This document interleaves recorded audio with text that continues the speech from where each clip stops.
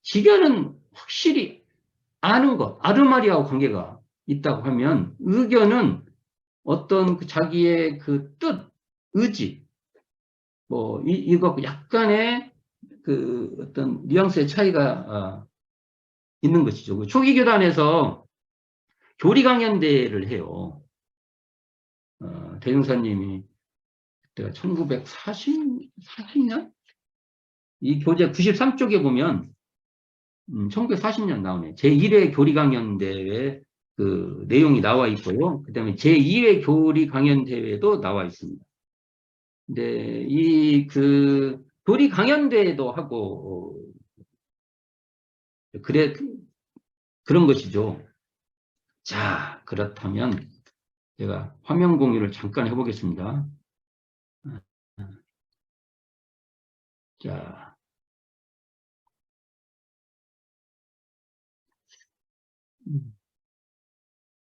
여기 6대 요령, 6대 요령에 있는 내용이에요, 이게. 6대 요령에서 강연과 회화는 구속과 자유 관계 속에서 지혜, 해광을 얻게 하는 공부라고 밝히고 있는데, 이거 한번 읽어보면 이렇게 됩니다. 강연과 회화의 대의를 말하자면 사람의 해두를 단련시킴에 있나니 해두라 하는 것은 너무나 자유를 주어도 거만하고 누그러져서 참다운 밝음을 얻지 못하는 것이요. 너무나 구속을 주어도 눌리고 소절로 하여져서 또한 참다운 밝음을 얻지 못하는 것이니 그러므로 강연의 일정한 문제로는 그 해두에 구속을 주어 단련시키며 회화로서는 그 해두에 자유를 주어 단련시켜 이 구속과 자유 두 사이에서 사람의 해두로 하여금 과불급이 없이 진정한 해광을 얻도록 함이니라. 이런 말씀이 나옵니다. 자, 이게 지금 그 초기 경전 중에 쓴 그 보경 6대1용에 나와 있는 말씀이에요, 이게. 예. 초기 교단에서 이 강연에 대한 얘기는 진짜 재밌는 얘기가 참 많이 나와요. 그 지금은 이제 뭐라고 할까 모든 지금 친구들 말 못하고 죽은 귀신이 없잖아요. 지금 다 세워놓으면 다 말하고 죽어요. 근데 옛날 어른들은 진짜 말 못하고 말을 시켜놓으면 단상에서 이렇게 그래가지고 뭐 처음에 대종사님이 이렇게 그 강연을 시키면은 막 옷고름을 이렇게 물고 한마디로 보면 옷고름 입에 다 들어갈 때까지 뭐 그런 말도 있고 또 오니까 그 옛날 미다지문 있잖아요. 미다지문 요만큼한데 입만 보이게끔 해가지고 이렇게 왜 그렇게라도 해서 자기의 의지를 자기의 지견을 이렇게 발표해서 스스로 지혜를 단련시키려고 하는 대종사님의 그 어떤 의지였던 거죠. 지금은 그런 것 갖고 문제되지는 않지 않습니까? 그리고 이때 이제 그 강연 때 격을 갖추라고 할 때 격을 뭐 성음, 소리를 어느 정도 어떻게 해야 되냐, 원체 말하는 그 방식, 조리 강령, 내용에 조리가 있냐, 강령이 있냐, 말만 다 잘라보지 뭔가 이렇게 그 줄거리 핵심을 이렇게 담지 못한다든지 이런 것들도 그래서 이런 걸 보고 대종사님께서 뭐 갑이다, 뭐 을이다, 뭐 십이갑이다. 십이갑 요즘 말하면 에이뿔 막 뿔뿔뿔 막 이렇게 나가는 거겠죠. 뭐 이런 그 전통이 있고 회화를 할 때는 이렇게 죽비를 이렇게 옮겨가면서 회화도 했다. 그래서 죽비가 오면 올까봐 달달 떨고 그러셨다고 하는데 지금도 이렇게 회화에서 순서를 하면 저도 지금도 떠는 것 같아요. 살짝 이게 긴장감이 이렇게 오고 그러지 않습니까? 이렇게라도 시켜서 했던 것은 이런 자유와 어떤 한편으로는 구속을 주어서 해두를 단련시키고 또 한편으로는 자유롭게 해서 해두를 단련시키려면은 이 지혜의 연마에 대한 강력한 소태산의 의지가 있다. 혹시 요즘은 우리가 우리 활동을 보면 종교라면 신앙을 강조해가지고 이렇게 뭐 신심이 있다든지 뭐 이런 쪽으로만 너무 강조되지 않나. 이거 과거 유산 같아요. 대종사님의 의지는 이 지혜를 단련시키려고 하는 것이 큰 일이었다라고 저는 이 내용을 봐도 그렇게 사료가 됩니다. 한번 이 재밌는 얘기들이 많으니까 한번 요 교재도 한번 읽어보시기 부탁드립니다. 그리고 다음에 이제 의두성리 요 내용이 나오는데 과연 의두성리를 하는데 경정 공부를 안 해도 의두성리해도 되냐? 저는 그렇게 보지 않습니다. 경정 공부가 기반이 되니까 의두 단련도 되고 그래서 상시홍영 주의사항에 보면은 그게 경전에 대한 어느 정도 공부가 된 사람이 그것이 마치면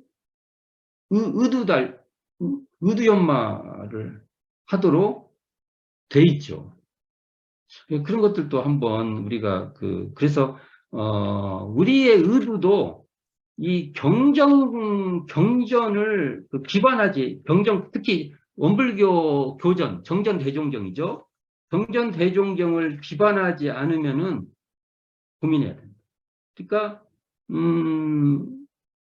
의두연마는 경전연습과 연동돼 있다.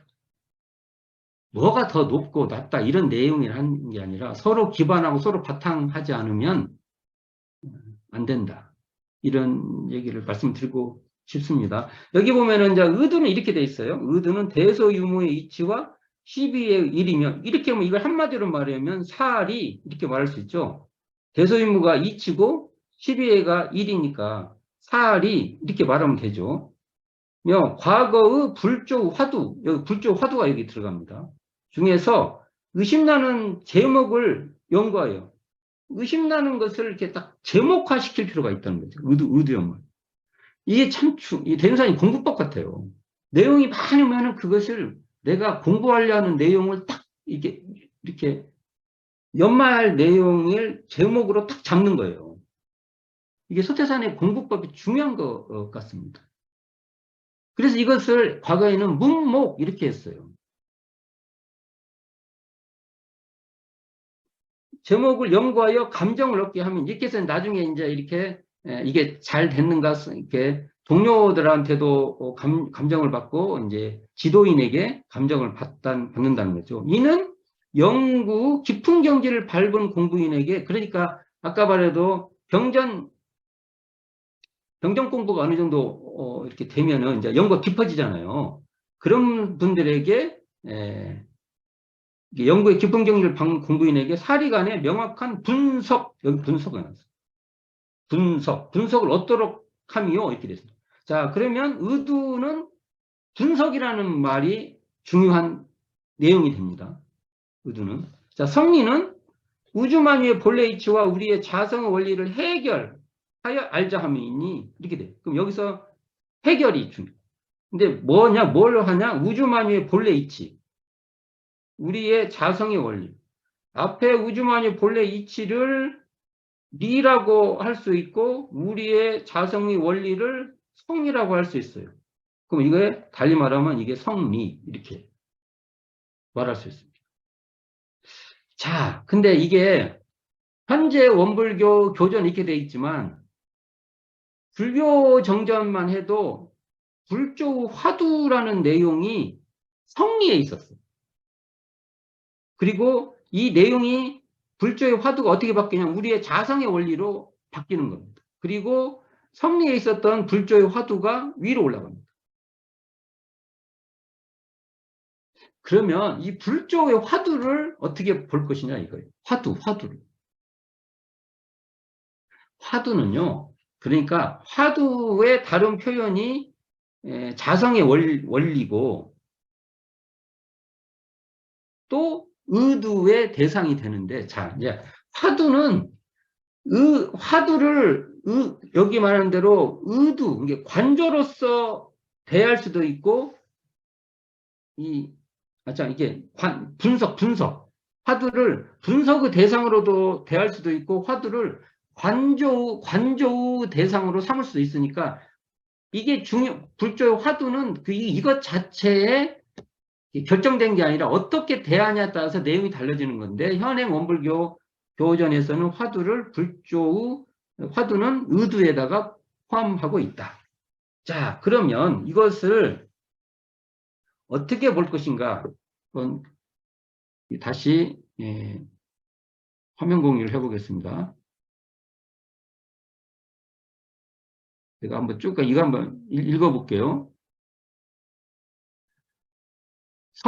성리는 해결하는 관족 공부로 언어 문자의 격에서 벗어나는 성격이라면 의두는 사리간의 명확한 분석을 요하는 공부로 개념을 동원하는 성격이 있다. 의두는 개념과 의리적 공부를 동원하여 대소유무와 시비해를 분명하게 분석하는 공부라면 성리는 관조하는 견성 공부로, 성리는 한마디로 견성 공부라고 하면 맞습니다. 대종경 성리품 21장 말씀처럼 우주 만물의 본래 이치를 알게 되고 목수가 잣대와 목줄을 얻는 것과 같다. 그래서 이걸 종합을 해보면요. 의두는 분석 공부라면 성리는 해결하는 관조 공부이기에 분석하는 의두는 관조하는 성리 공부에 기반해야 하며 성리는 사리가 명확한 분석을 하는 의두 공부로 드러나야 합니다. 우주만유의 본래 이치와 자성의 원리를 체득하는 성리를 관조한 뒤 이제 사리간에 적용하여 분석으로 놔둬야 하는 것이다. 여기서 분석이라는 것은 분별 망상으로 헤아리는 분별지를 말하는 게 아니라 대소유무를 통찰하는 지혜를 뜻한다. 의두 분석은 전관하는 통찰이다.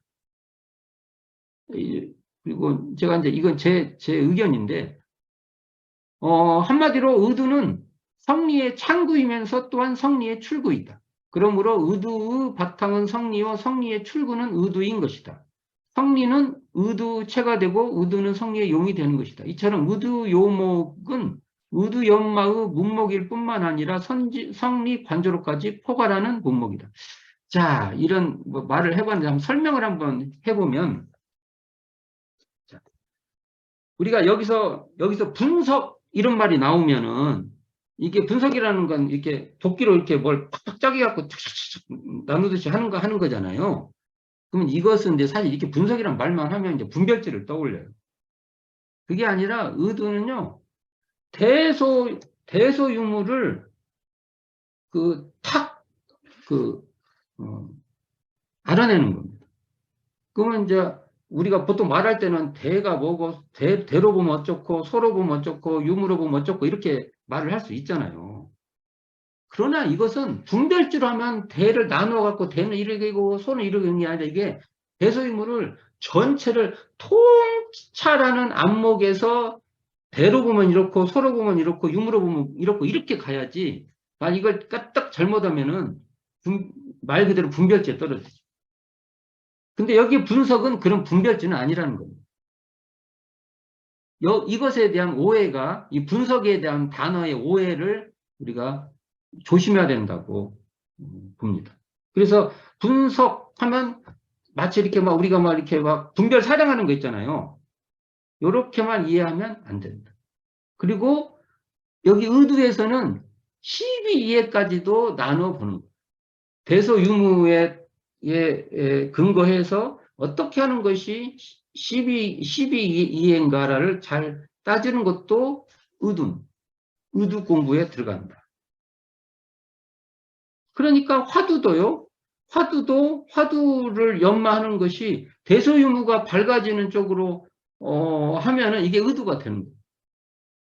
자, 근데 성리는 말 그대로 견성 공부예요. 이게 견성 공부는 관조하는 공부인데, 그래서 우주만유가 지금 여기 소나무가 있다. 내 앞에 저기 창문 바깥에 소나무가 있다, 만일. 그러면 소나무가 드러나는 그 자리. 그게 본래잖아요, 본래. 또 내가 희노애락이 어떨 땐 기쁘기도 하고 어떨 땐 슬프기도 하는데 그렇게 희노애락이 드러나는 그 바탕을 딱 관해서 해결을 할 수 있다는 거예요. 근데 여기서 저는 의도하고 성리도 의도를 해서 의도를 잘하기 위해서는 성리 공부가 결국은 기반이 돼야 되는 것이고, 성리 공부도 성리에만 그쳐 있으면 안 되고 의도로 이것이 다시 성리의 힘이 의도로 활용이 안 되면은 이게 그래서 대종사님께서 이렇게 병행하도록 한 것이다. 그러니까 이게 상립공부, 불가에서 견성공부만 이게 최고다고 한 사람은 그게 그 공부에 들어가서 느낄 때는 와, 좋고 또 막 엄청난 것 같아도 대종사님 볼 때는 그때만 그런 거야. 이렇게 보는 것입니다.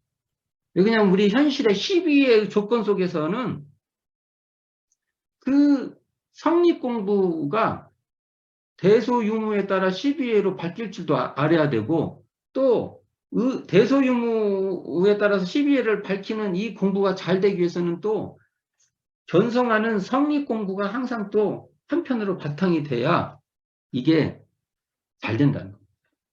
그러니까 이렇게 아울러서 해라고 하는 것이지. 만일 안 그러면 성립공부만 하면 되잖아요.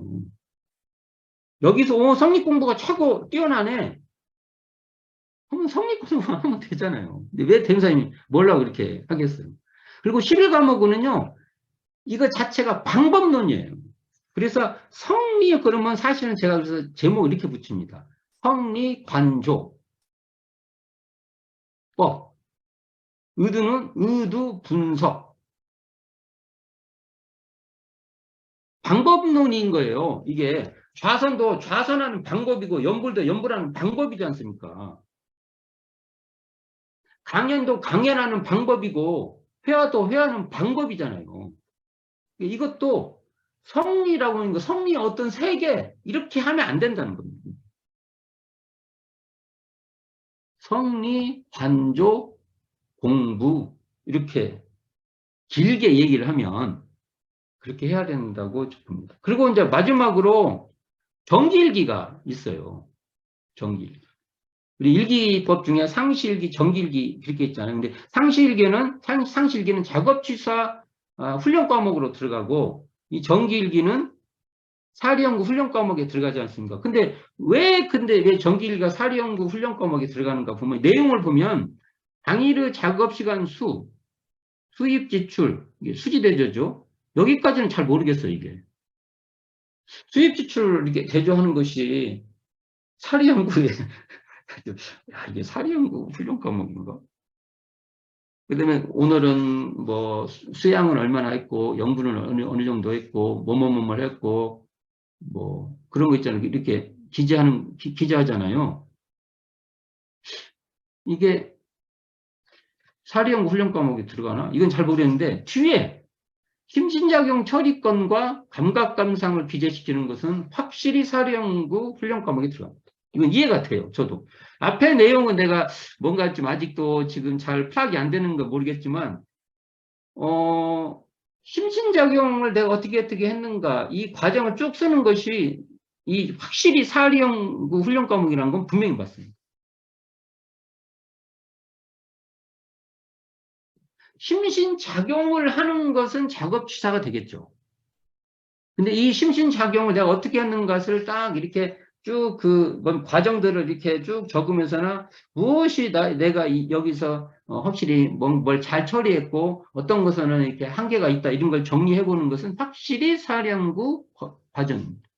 감각감상, 대소유무에 대해서 어느 내용에 대해서 대소유무를 밝히는 감각감상을 이렇게 하는 것은 확실히 사령훈련 과목입니다. 이거 써보면 확실히 느낌 있죠. 자, 그렇게 봤을 때, 이제 오늘 총체적으로 한번 살펴보면, 다시 또 화면 공유를 해보겠습니다. 제가 요 그림 있죠? 경전은 강연의 바탕이 되고, 강연은 회화는 의도는 또 성리는 정기일기, 또 정기일기는 경전, 꼭 이렇게만 되는 건 아니죠. 서로 또 연결도 되죠, 이렇게. 근데 이제 그림으로 그리기가 좀 곤란해서 이렇게 그렸는데, 이렇게, 상호 연결되어 있고, 주고받는 그런 관계, 정기훈련의 사리형 훈련 과목은 이렇게 연동되어 있다. 이 얘기를 말씀을 드리고 싶습니다. 그러니까 우리가 경정 공부도요. 경정 공부를 잘하려면 한편으로는 격을 갖추어서 대중 앞에서 강연도 해봐야 경정 공부. 이건 확실해요. 정말 확실해요. 저도 사실은 이렇게 뭔가 이렇게 이렇게 제가 이렇게 말을 이렇게 할 때 훨씬 제가 공부를 많이 해요. 그건 확실한 것 같습니다. 그러니까 이런 시간이 필요해야 되고 또 서로 간의 의견들을 교환하면서는 이렇게 회화담을 많이 할 때 공부가 된다. 이렇게 이야기하면서는 배운 게 너무 많아요. 백낙정 선생님 그 책 제목이요. 회화록이에요. 회화록. 우리 용어예요. 우리 용어. 백낙정 선생님이 그 할 때 공부길 쓰죠. 우리 용어예요. 적공. 우리 용어예요. 아, 우리가 써야죠. 이런 말을. 우리가 써야 됩니다. 이게. 자, 그리고 정말 경전 공부가 더 깊어지려면요. 의두연마 해야 돼요. 의두연마를 하면 경전을 안 볼 수가 없어요. 이게 내가, 그렇잖아. 이게 대종사님의 공부길에 맞는가를 항상 확인해야 되니까 의두연마 안 하니까 경전 공부가 안 되는 거예요.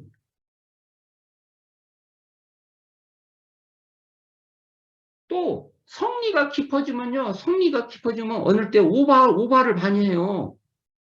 좀 알았다고 막 성리 공부하는 사람들이 오바 진짜 많이 해요. 그러니까 진짜로 성리를 공부하는 분들은요, 정전 공부를 정말 열심히 해요.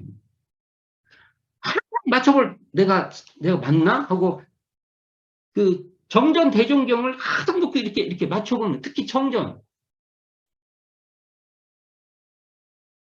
그러니까 이게 맞죠. 그리고, 그것을 감각감상, 심시작용, 처리권 이런 걸 이렇게 정길기를 쓰면서는 이럴 때 정전 공부도 이런 관계는 또 반대도 마찬가지죠. 이렇게. 그래서 이게 연동돼 있고 서로 바탕되고 서로 기반돼 있다. 그래서 이 여섯 과목들을 대종사님 제 서두에 대종사님께서 아침에는 좌선 시키고 낮과 밤에는 나머지 과목들을 경우에 따라서 이렇게 하도록 했다라는 의지를 여기서도 우리가 살펴볼 수 있다고 봅니다. 어쨌든 우리가 이 공부법을 우리가 실현시켜 가야 됩니다. 그래서 우리가 한편으로는 우리도 이 경전 공부를 강연으로도 하고 회화로도 하고 의두로도 하고 또 성리로도 또 이렇게 깊게 침잠도 해보고 또 정기일기로도 감각감사 심사위로도 하고 이런 과정들 우리의 문화로 우리 공부법은 이렇게 하면서 우리가 숙성되고 성숙되어 간다라는 것을 우리 문화로 우리가 이렇게 정착시켜서 문화화하는 길이 우리에게 주어져 있다. 라는 말씀을 드리면서 오늘 이야기는 여기까지 하도록 하겠습니다. 감사합니다.